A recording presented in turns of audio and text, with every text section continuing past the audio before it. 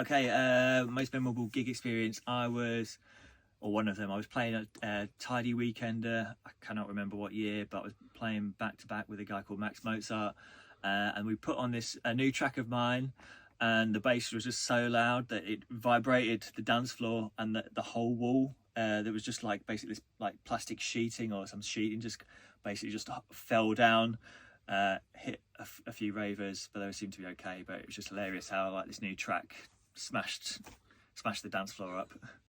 So one of the memorable experiences DJing was we were playing years ago, and we got invited by this promoter to come down to Bristol to do a gig at Lakota. We drove like literally 3.5 hours, and it literally rained the whole way down there on the motorway.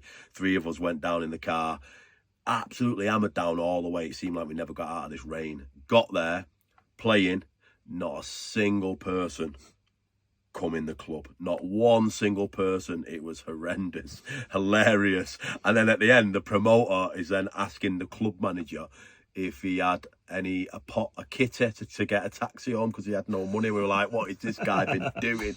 Like, oh no. So yeah, that was very memorable. Okay, another one was I was pretty tired. It was at a gig in Park Hall actually, BTID.